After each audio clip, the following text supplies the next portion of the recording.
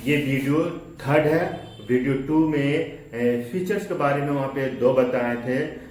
Person, number of person के business में, मतलब पार्टनरशिप बिजनेस में मिनिमम 2 मेंबर्स होते हैं और मैक्सिमम 50 मेंबर्स होते हैं, उसको देख लोगे। और एक बताए थे एग्रीमेंट, यानी कि एग्रीमेंट बताया था कि ओरल भी हमारा होता है, ओरल बेसिस भी बिजनेस स्टार्ट होता है और रिटेन भी होता है। देख लो जो नहीं देख लो। यहाँ पे थर्ड नंबर बता रहे हैं लॉफुल बिजनेस। ये बोलता है, लॉ बोलता है, कानून बोलता है कि आप किसी तरह का भी बिजनेस कीजिए लेकिन कानून के दायरे में ही बिजनेस रखिएगा। तो लीगल बिजनेस होना चाहिए, इनलीगल बिजनेस नहीं होना चाहिए, लीगल बिजनेस। ये है तुम्हारा फीचर। फिर है म्यूचुअल एजेंसी, बहुत ही इंपॉर्टेंट टॉपिक है।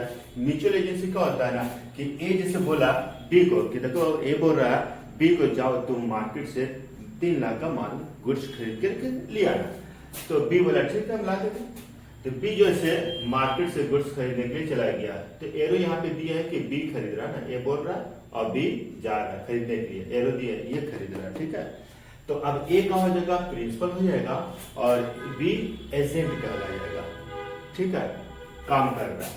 तो इसको हम लोग प्रिंसिपल बोलेंगे और इसको एजेंट। अब यहाँ पर मेन पॉइंट एक आता है पार्टनर्स बिटवीन आउटसाइडर, यानी कि म्यूचुअल एजेंसी के लिए मेन यहाँ होता है कि पार्टनर और आउटसाइडर, यानी कि बी सेलर से माल खरीद रहा है तो सेलर आउटसाइडर है।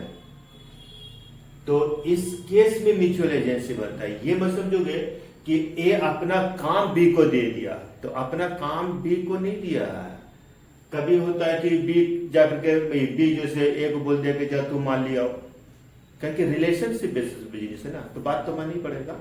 तो फिर ए जाके मान ले लिया, तो ए मान लिया तो ए हो गया तुम्हारा एजेंट और बी हो गया तुम्हारा प्रिंसिपल, ऐसा होता है। लेकिन आउटसाइडर अब पार्टनर्स के बीच हमारा म्यूचुअल एजेंसी होता है। अब ये मत समझोगे कि ए का दिन भर का जो ए का अपना खुद का काम डेली का जो है और वो बी से करवाता है, तो उसको म्यूचुअल एजेंसी नहीं बोलते हैं, याद रखोगे।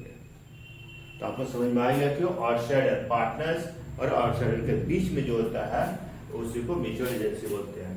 Profit sharing, profit must be share in agreed ratio. कानून यानी कि लॉ बोला है कि प्रॉफिट, सिर्फ लॉ यही बोला है कि प्रॉफिट को आप लोग अपना जो रेशियो है एग्री बेसिस पे वही बांटिएगा। लॉस के बारे में कानून नहीं बोला। लेकिन लॉस कोई अगर सहेगा क्या? अगर हम बोलेंगे लॉस हो गया फर्म में, तो बोलेंगे ए बोलेगा बी को तुम सहेगा नहीं।